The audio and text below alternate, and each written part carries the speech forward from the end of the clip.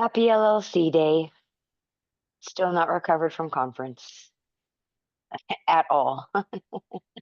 I've been waking up every morning like, oh, we're back. I don't wanna. I was praying that the tornado watch would actually close school, so I couldn't. Not even gonna lie. Anyways, but we're here and nonetheless super excited to be here. Seriously. Um, so let's get it rolling. Arizona cheeks, cute. How are you today? Cute, cute, cute. I'm not gonna lie. It's you know how some people their energy levels go up as soon as like the first day of spring hits. Well, that's how I am as soon as I feel like it. I can smell outdoor meats, and so I am fired up and ready to go because indoor track is cute and all that, but I'm an outdoor track guy. And yes, I know Indoor Worlds is still coming, and I'm probably still going to China, but it's just a commercial before the real stuff. The appetizer. Cool. Governor, how are you today, sir? Um, I've been in a daze ever since I got back. Um, Today I was wandering aimlessly around the track. We're doing a full-on practice, and my kids are kind of, hey coach, hey, about to start. I'm like, all Cool. right. Oh, that's great. Good job. Good. Yeah, do that again. I didn't see that. Do that again. All right. I mean, I was out of it, and I now can say I don't know what's worse, losing by 3.5 points at the death or getting blown out.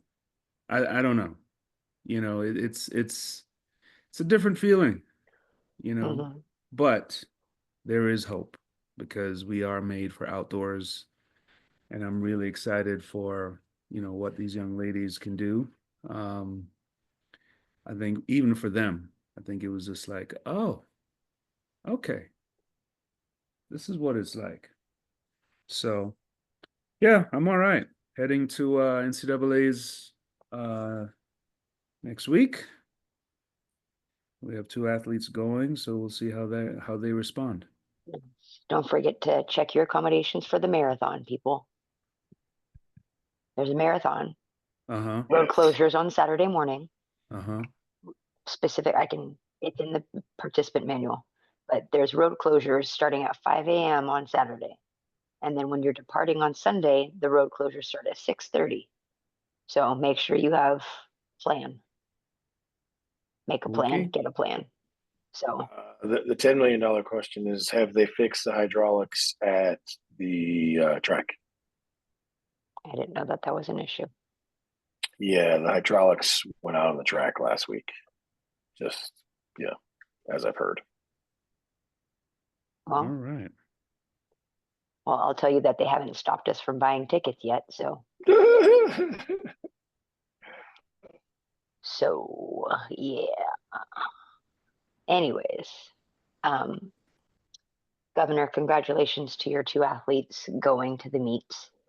Thank you. Have fun traveling. It'll be fun. Yep. So, all right. Well, speaking of meets, uh, last week's conference weekend or ending of conference weekend or conference contesting, it was a doozy.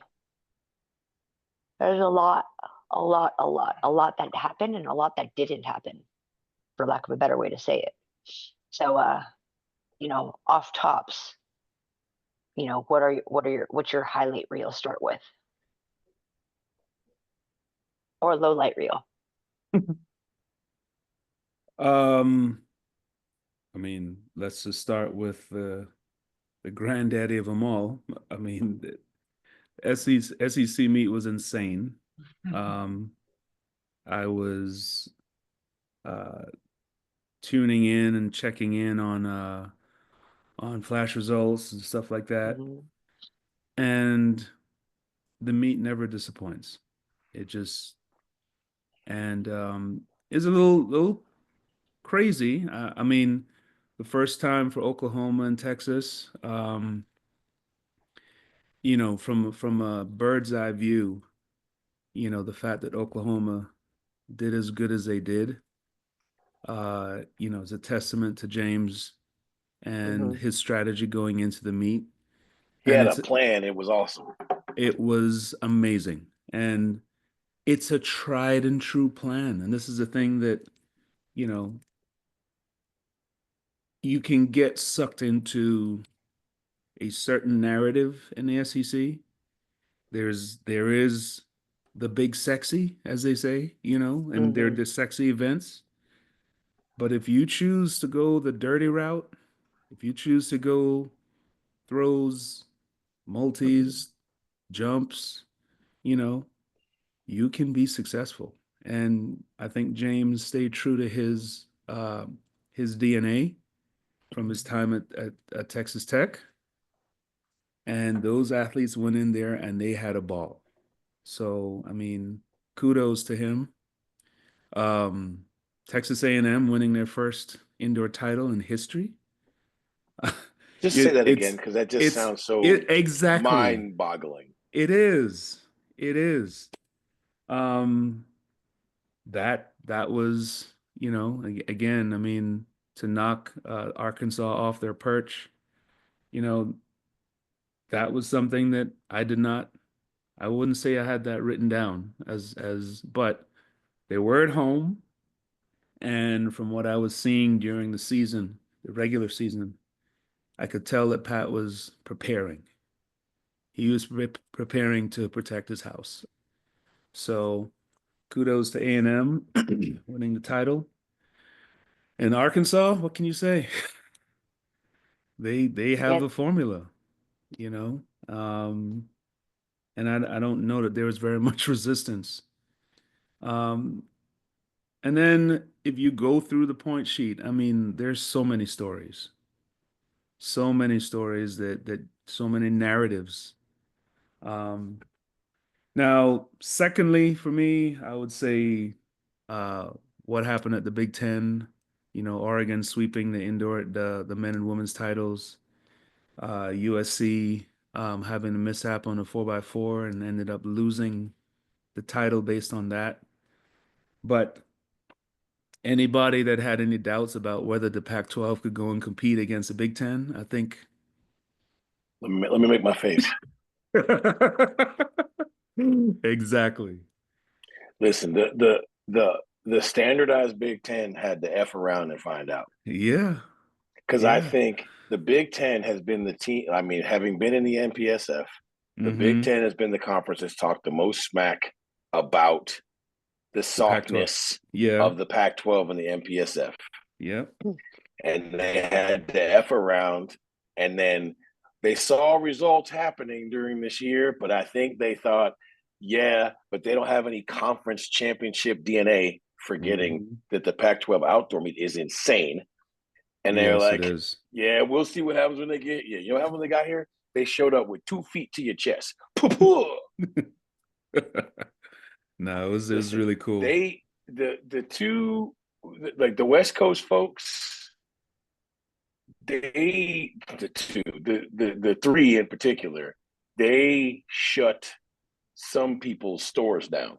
Hmm. See, I'm saying that nicely, so I don't have to pick any particular schools, but I'll just say there were schools in that conference that were used to scoring in the speed and power events that found out that USC is really good, and so is Oregon. Yep. And there were definitely schools that thought they were, going to sit pretty in the distances that found out that Oregon and Washington are trained killers. Mhm. Yeah. And so, you know, going forward, uh, you know, I think one of the things that was always uh questioned was whether or not the preparation going into that ballyhooed Pac-12, whatever that meet was, whether that would prepare them adequately for the indoor national meet. Now they've gone in and they're battle tested. Now they've gone in and gone to a bona fide meet and they've conquered. I think you're going to see the same thing here in 2 weeks. Well, in a week and some change. So Yeah. what say you, Arizona? I'm listening. Arizona what? Iced tea. Oh, I see. I see. Well, I will just say that we talked about this before. The most intriguing watch was going to be the Big Ten, which you have basically just kind of described. But what I found most interesting was the two schools from the Pac-12 that went to the ACC also went and comported themselves very, very well. Mm-hmm. Um, This is not a shot. This is just a fact.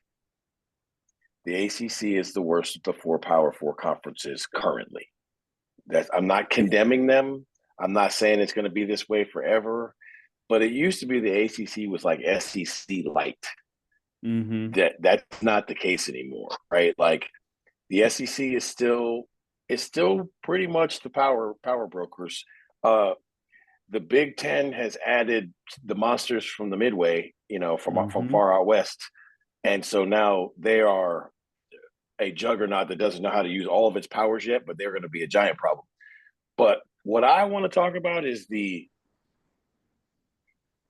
holistically disrespected new version of the Big 12, who literally and collectively said, "Hold my beer." Y'all think because Texas and Oklahoma left that we're not going to be able to do these things, right? Texas Tech is just going to run roughshod over the sprints, and now that they don't have Texas as a hold on, I'm sorry, what? If you look at the sprint marks in the Big 12, you are sort of confused as to what conference you're looking at. If you're just looking at the marks, because you're like, is that the SEC? Right? Like, I mean, there's no cheap spots in the final anymore in the Big 12. Like the new Big 12 is a monster. I watched that meet from beginning to end, and I watched 4 people run under 22:60 in the qualifying. And I was like, this is not the Big 12. It was won in 22:73 last year. Yeah. Right? So it's like we're not in that realm anymore. And it was actually kind of cool to see what Houston does with their newfound Power Four status, what Cincinnati is doing with their newfound Power Four status. UCF. Colorado and UCF have found their niches, and they're like, we're going to be good at this stuff. The stuff that we like to do, we're going to be good at it. And they're not kind of good. They're good at it. But the team that has now entered the chat of major league problems at the Power Four level is BYU. They're a problem. And you pick them up and put them in any conference, what they did is a problem everywhere. And, I predicted this before. It will be tough, but Diljit might win a national championship by herself. Because BYU's women middle distance and distance runners are really good. They are really good. And, the interesting part about the Big 12 is you got one school that, like, just does distance. Yeah. Right? West Virginia's women. But they're elite at it. Yep. They're like, we brought 12 kids. They all the rules score a lot of points. Like, I think they scored in 3 minutes. They finished in the middle of the conference. So like, when you have that team in your conference, it changes the whole conference makeup, right? Because everybody's kind of got to work around them because they've decided we're going to own this real estate. And so I found it very interesting. It's my first Big 12 meet in person.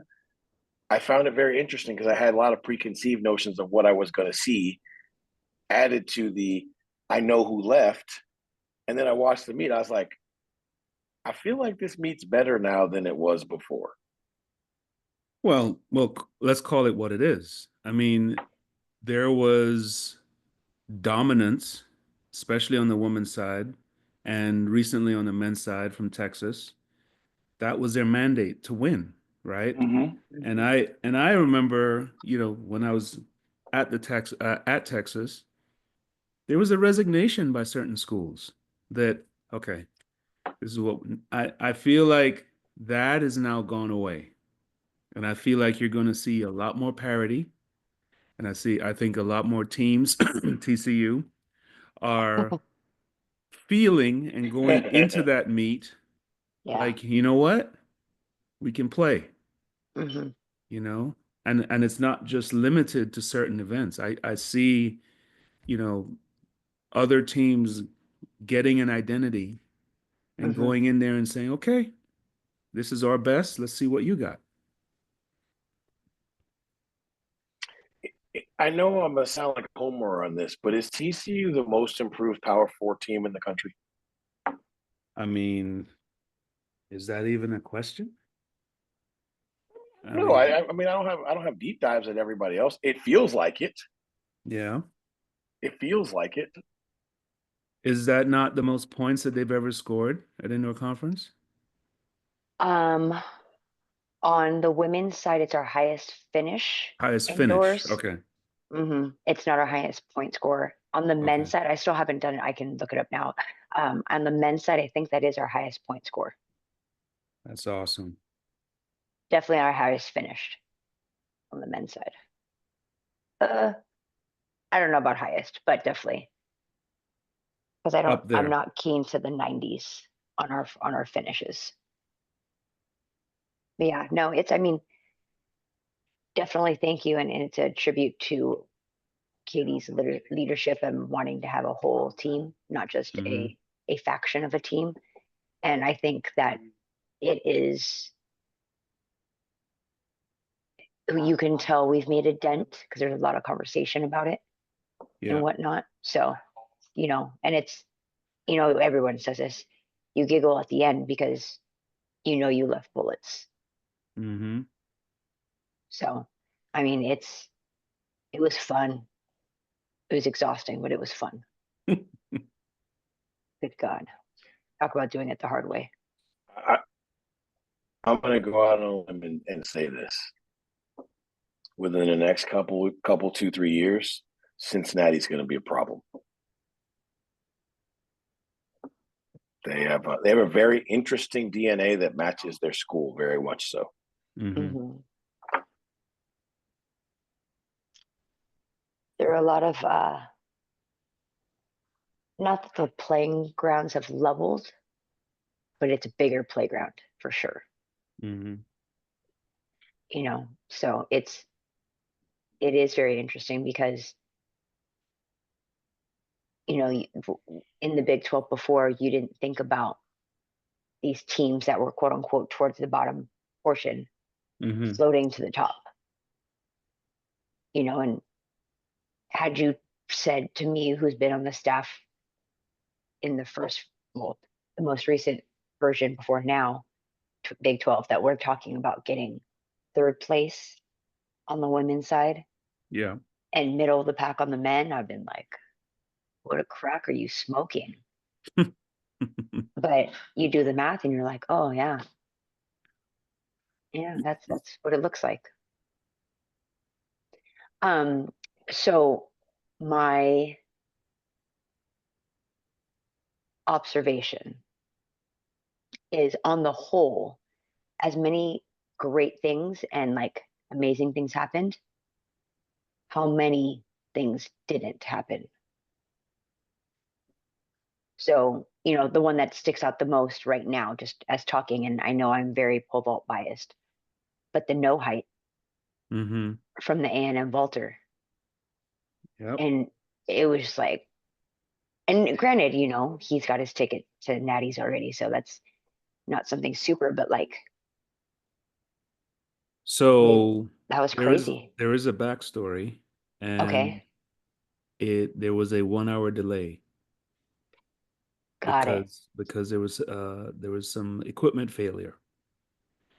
And I'll just leave it at that. But obviously, as a coach in that situation, um, your athlete's going through a multitude of ups and downs, all of that, and I can only guess that affected some more than others.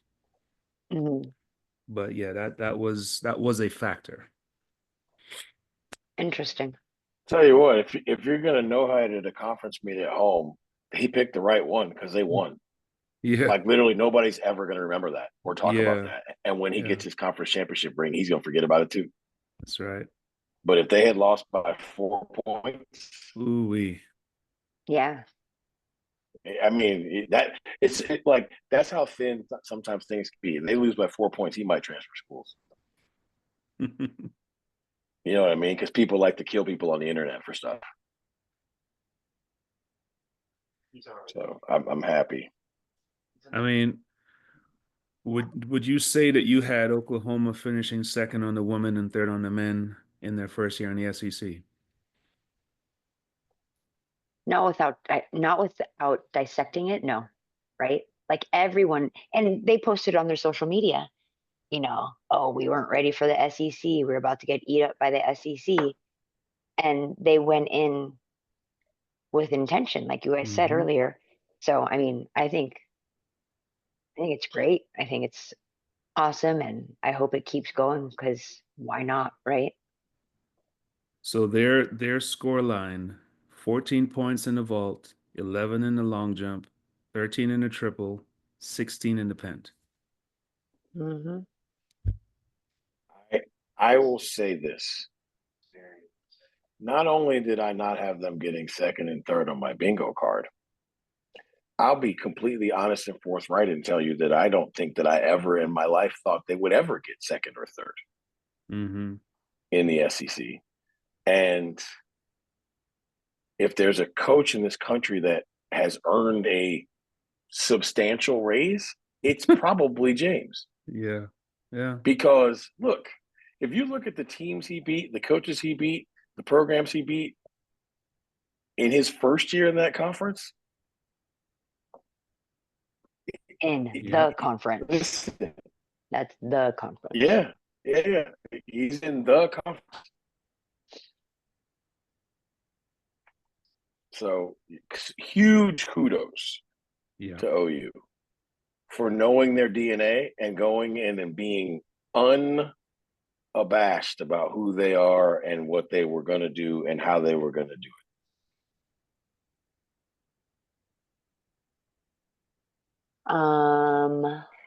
Other highlight, the quarter Mm-hmm. in the SEC women's. Crazy.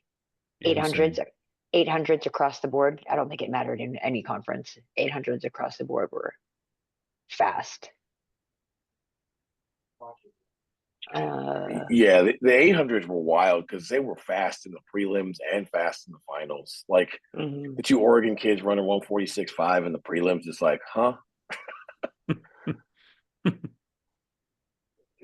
It just the 800s never ever cease to amaze. I mean, I know they're running the same distance as they always have. It just doesn't seem like it. It feels like a sprint now. Hmm. To be honest, I was impressed with like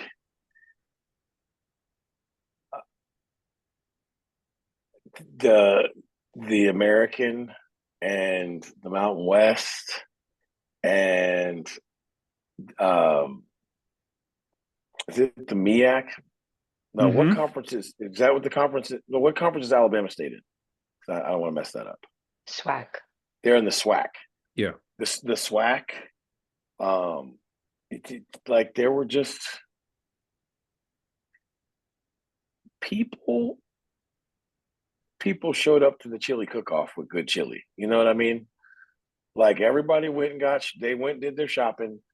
they've been cooking, and everybody showed up to the cookout with legitimate contenders from everywhere. Yeah. I mean, listen, the young man who didn't make the meet because he ran 45.92 from Louisiana Lafayette.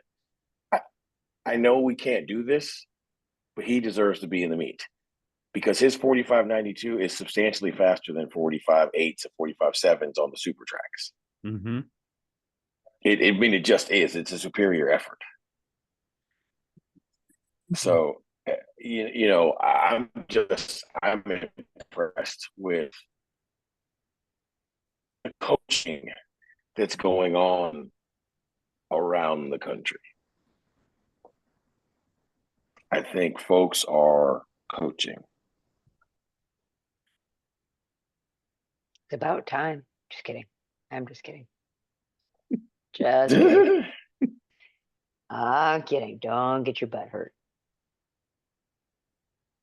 So what do we think of the venues that were chosen for these conference meets? I mean, you know, something that's always been in the back of my mind is, you know, whether or not aesthetics are more important because, you know, we're going to be doing a live stream or whatever, or can we find the fastest track to give our kids the best chance, seeing that this is their last chance to qualify?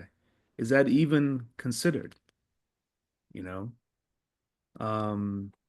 Because I don't know if you heard about AACC, but it was supposed to go to Clemson.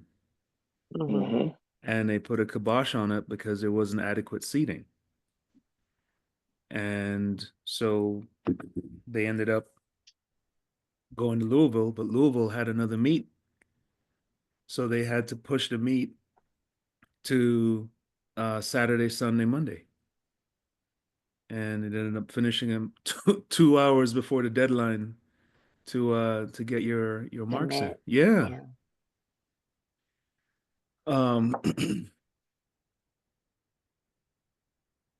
I didn't see the results out of. So who was it? Indy. Big Ten. Big Big Ten. Ten. Big Ten. Well, And they tore it up. they tore it up. Mm-hmm. They tore it up.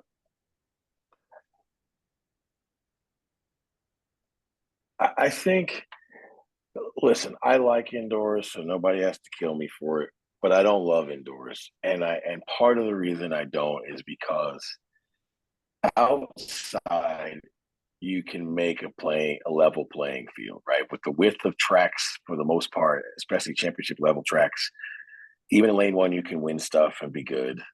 But indoors, lane choice matters a ton on the ovals with the twos and the fours. And tracks that you put your conference meet on, it's everything. Mm-hmm. You know, like I'm sure that the ACC qualifies a few more people if the meet's at Clemson as opposed to it being at Yes, exactly. at Louisville. And that's not a shot at Louisville's track. It's just like, listen, high banks are high banks. It just is what it is. You're going to run faster than the 2. You're going to run faster than the 4. You're going to run faster than the 4x4. You're going to run faster than the 8. It just is what it is. And so, again, I think the indoor meet at NCAA is maybe the greatest show on earth. But outdoor track is just significantly, it's just better. Mm-hmm. You know, like we were talking about maybe TCU being this super duper improved team. And I keep thinking to myself, they got 3 of the top 10 javelin throwers in the country. Mm-hmm. They got 2 really good female 400 hurdlers. Like they got a discus thrower who was forced to throw the shot indoors, but she's actually okay out. Like she's pretty good in the disc outside. Like they're a problem outside. Yeah. Yeah. Right. But that's because outdoor track is global. Indoor track is still kind of nichey. Yeah. Yeah. It just still is kind of nichey. I love it, but outdoor track is where it's at. What's next, Chu? So talking about the meet, okay, talking about the championships that get to the meet. The conversation was started online by Clyde, but let's take it here. What is, in his words, the most disrespectful event to qualifying?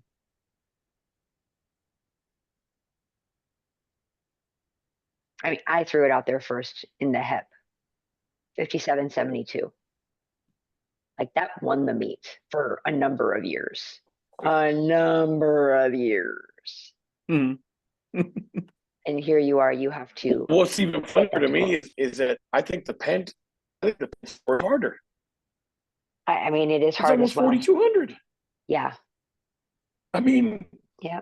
listen, a 4,200 point Pent is better than the school records for probably like 90% of the schools in this country. Mhm. And I don't know the exact number. It was like 41, like 80 or 90. It was high. It was 41.83 to make it if this I year. have to give, yeah, that's insane. But if I have to give an answer, I just don't know how it could possibly be anything other than the men's mile. After scratches, it's 3:54:12. 12. Mm-hmm. After scratches. After scratches. And there are the most scratches in the men's mile of any event. 6, right? Yeah. 3:54:12. Which means there's still, for the record, 16 more 3:54 milers who didn't get in. Like, I don't even, like, I can't even explain that. Like, I get super shoes, I get all the things, but why are there 40 people who can run under 3:55 in college? That is not explainable by shoes. Because there's 40 people who have run faster than 3:55. So, we were joking at the Big 12 meet. You could have a kid who ran 3:58, 3:59 last year, who made a monster improvement, one second per quarter, and is now a 3:54 guy, but still not in the meet. Still not in the meet. And that kid is, and hell, he might have, if he ran 3:54, 50 or 60, he's not even close to being in the meet. So I like, those are conversations I don't know how you have with a kid, because if you're 28th in the country, you don't feel like you're elite. But if you ran 3:54, how are you not?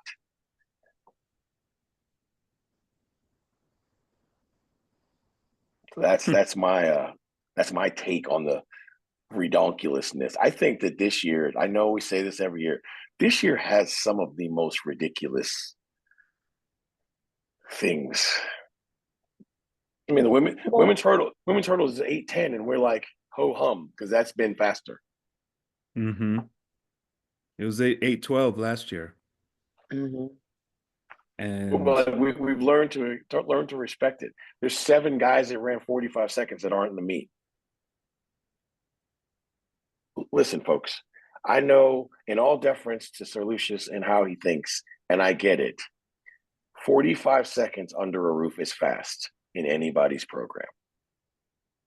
I mean, as a coach, if you have any guy run 45 anything, you are licking your chops for outdoors. You are like, oh boy. Yeah.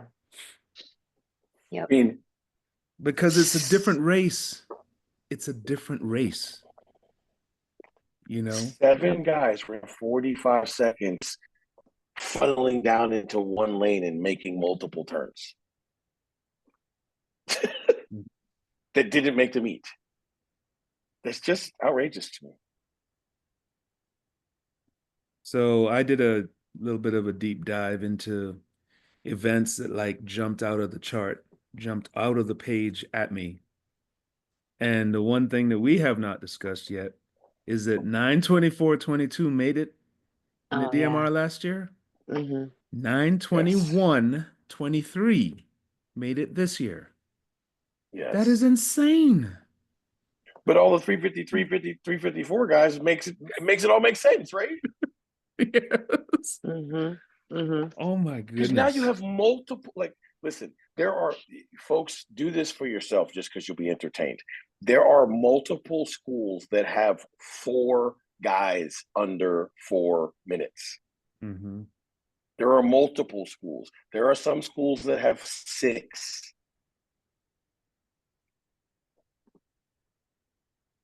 I mean, that in itself just starts your DMR faster Yeah. and makes it easier to run, right? Well, and so this is a conversation that was buzzed around in a few conversations that I was in, is those MDD times were mainly at home. Mm-hmm. And of those that were at home were dragged to those times. So, like, not to say that Alex Wilson or any of those types of meets where they've been coined, any of the BU meets to run fast, people are like, well, I'm just going to do it at home, have my own rabbit, save a little bit of money, maybe give them an extra large on their sandwiches, and that's what you're going to do this weekend. Does anybody else It's find it what? absolutely flabbergasting that Alex Wilson kind of got put out the pasture? Yeah. There's only 3. There's only Mhm. 3 teams that qualify from Alex Wilson. Yeah. Remember when it used to be all 12? Yeah, Yep. but when you get the job done at home and on quote unquote opening weekend of the DMR, Yeah, there's no need exactly. to travel the weekend before anymore, or Yeah. minimal reason. I mean, it's pretty, one of the things that's, that is going to be discussed in this era of super shoes is how the improvements are exponential the longer you go. Mm-hmm. I mean, Yes. year to year, right? 722 last year in the 60, 721 this year. 659 last year, 657 this year. 2067 on the men's side, 2066 this year. 2297 last year, 2296 this year. Like it's not Yeah, moving, no, you know? And it's not that it's a lack of talent, right?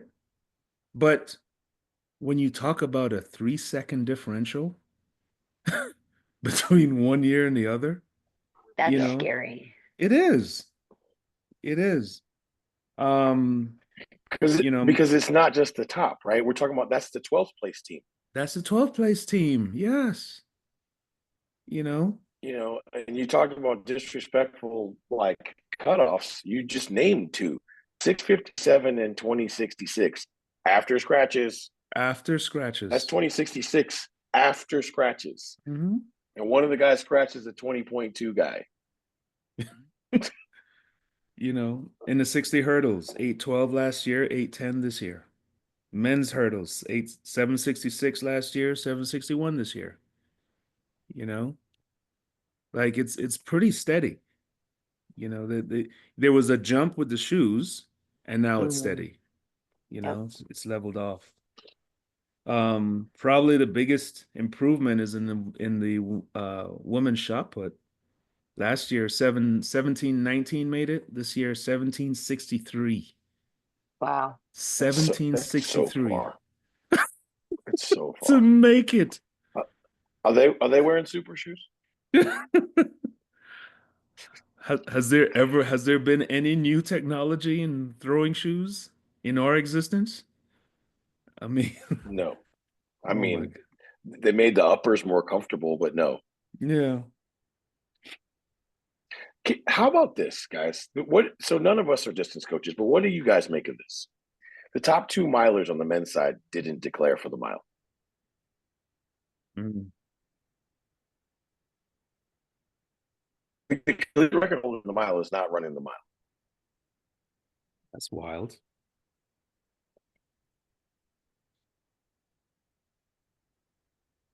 Mm-hmm. Interesting, right? Yeah, It's very much so. interesting. The I think a lot of folks have chosen the DMR 3K because it's 2 races. Mm, Yeah. If you add the mile, it makes it 4. right. Yeah. Right. But I just find that it is so interesting to me to be able to go run a time that will get you a contract and then not compete that at the national meet. Yeah. I mean, I'm just saying that out loud because I was thinking it. Isn't that the chestnut checkers? Yeah, Yeah, like absolutely. for Yes. sure. That is You You've you've why ticked it's your greater to boxes be. and your Yeah, teams. yeah. Mm-hmm.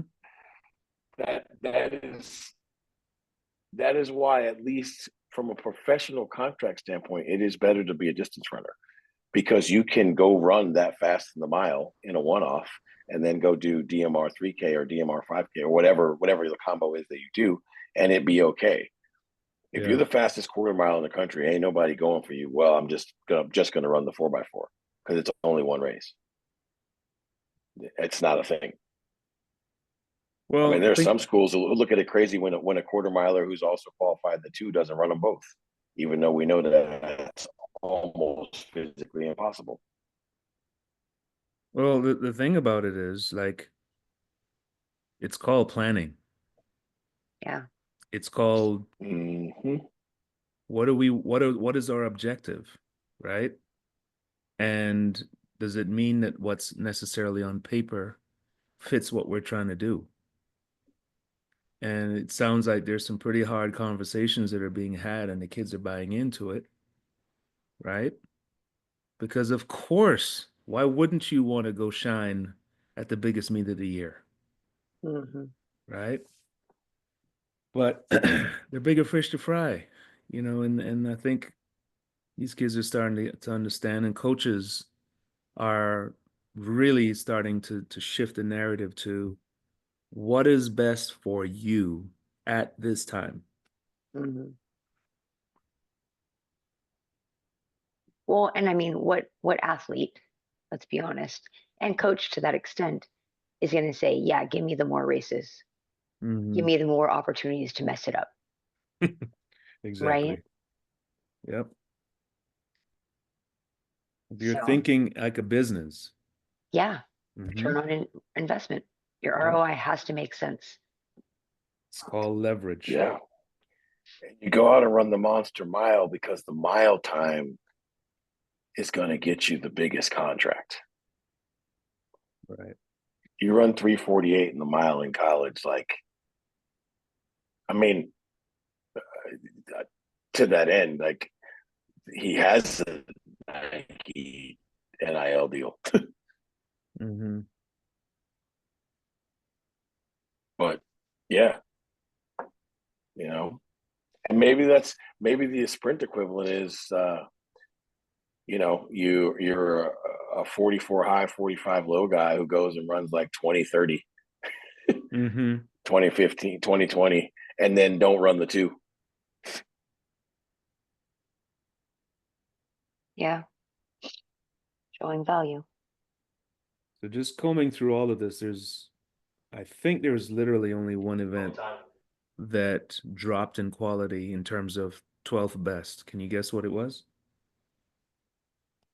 One event in like total in the whole meet. Like the 12th, the last, sorry, the 16th, the person to get in. Which event was worse this year than last year? Men's high jump. Men's triple jump. God, both Definitely of not your men's high jump. men's long jump. Ah, we're close. Yeah. Took 84 last year and it took 82 this year. Mm, Dude, the men's high jump. Listen. How did we get back to 1989? Oh man. 221? Wow. Yeah. 221? Yep. That's 7'3", folks. Yep. We On the doing woman's doing. side, it stayed the same at yeah, 185, yeah, right? Um, And it's always fool's gold because you feel like you're in at 184 yeah. until the conference meets happen. Like But every year. yeah. Yeah. but I mean, yes, and that Monday meeting when you're declaring your opening heights be better, right? But that was the same thing with pole vault, men's pole vault. And I mean, women's pole vault was just hell to get in Insane. anyways. Yeah. But the 446. centimeters, yeah, the centimeters that differentiated the last like 10 spots or 6 spots in the men's pole vault, unreal, Yeah. unreal. We started the Yeah. season thinking Yeah. 550 was going to be like 550 was going to be about 14. So we were thinking 551, 552. Yeah. 558. Have a nice day. Golly, Yeah. golly. And I thought I was being generous when I brought up 561 for the height to go through, right? I was like, Mm-hmm. oh, a centimeter will, like a couple centimeters will be good, Right. not knowing we would need all of those centimeters to differentiate. Yeah. Yeah. I mean, talking to uh, a female vaulter that we have who has been sitting with an injury, I'm like, I just need you to realize when you come back, your vault is irrelevant now. You have to be even better coming off the Mm-hmm. injury. Yeah. Like way better. Yeah. Unreal. Like there's a perfect example. I'm glad you brought that up, Chu, because that's a great one. 430 used to make you an elite female collegiate pole vaulter. Yeah, Mm-hmm. absolutely. Like anywhere. You could jump 430 and you were going to be top 3, 4 at worst in any conference, no matter what. Bro, you jump 430 with 2 misses, you won't score now. Right. That's which one at the conference meet. Mm-hmm. Yeah. Like that's absolutely insane.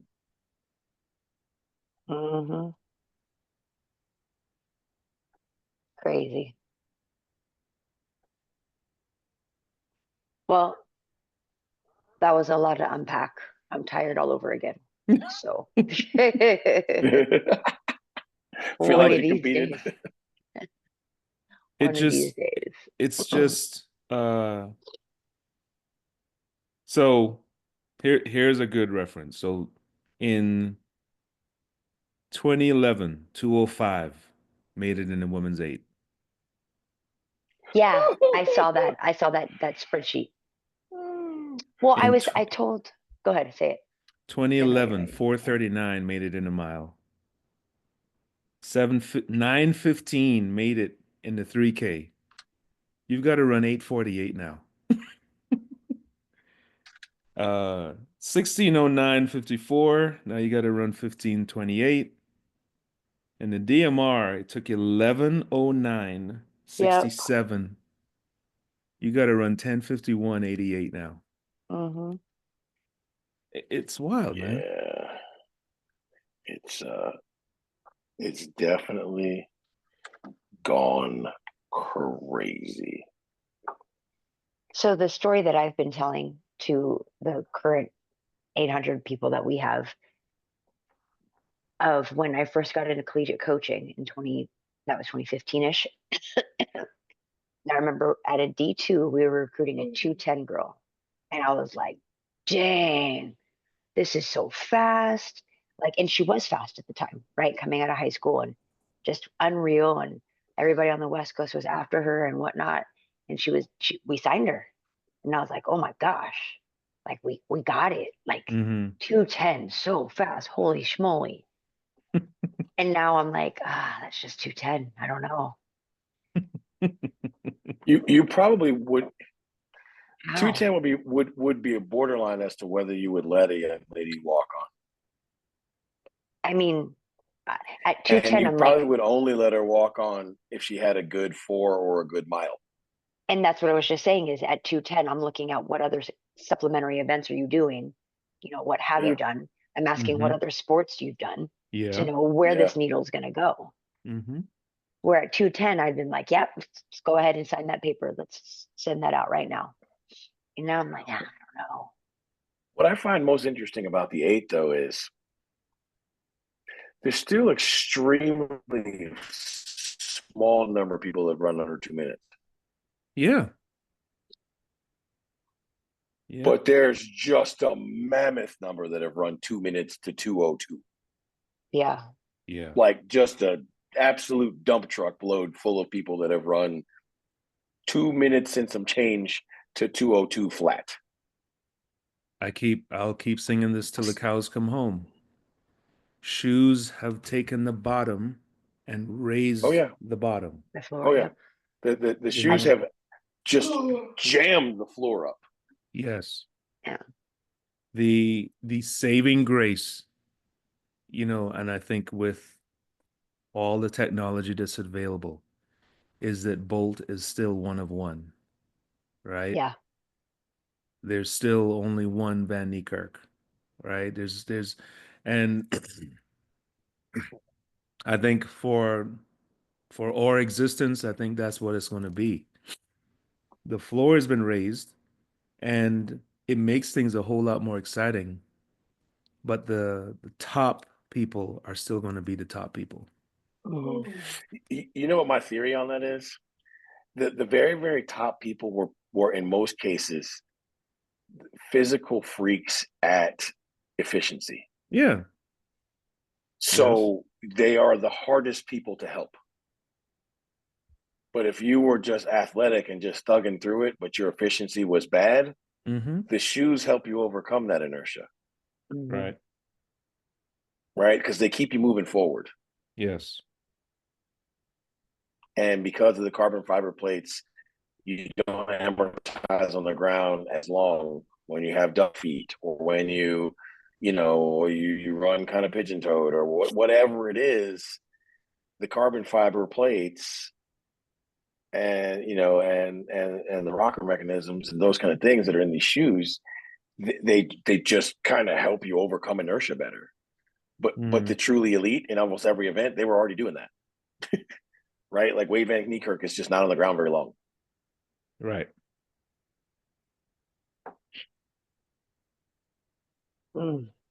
So we'll see what it takes or what it is that elevates it one more time after this and the time after that and the time after that. Because I mean, the floor is risen and it's gonna Yeah. keep moving. So our NCAA predictions will be next week then, right? Oh yes. Okay. Yeah. I'm Oh, yeah. sure somewhere Sir Lucius is just cooking up some diabolical nonsense. Like he is. we're gonna have to pick like the women's 3K, the men's weight throw. We're gonna have to pick things we just haven't really locked in on all year. So, I mean, stay tuned. Stay tuned. I mean, I'm just gonna say this part. I've gotten better. I have gotten better. Someone Well, actually said that it to kind me. of forces you to get better because it's utterly embarrassing sometimes. How off it is. Yeah, it is. And that's why sometimes you just have to make that crazy decision just to be way wrong, which sometimes in turn turns out to be way Turns out right. right, yeah. So we'll see. We'll I see. will I I don't will know. still maintain that I discovered Yaron Nagus. It was me. Yes. Yeah, I mean, you did mention him. Listen, if I'm gonna take credit for Cole Hocker, you should take credit for Okay. Yard Nickers. Thank you. Appreciate it. Probably. So, all right, y'all. That was a debrief from last weekend, and then a setup for the selection show. The That's selection what show. that's what I'm going to call it. So, well, you've got about 10 days to rest up before the 2-day chaos begins. So, hope you all get some rest. Stay warm. Happy transitioning. But other than that, we'll see you next week. Bye, everyone.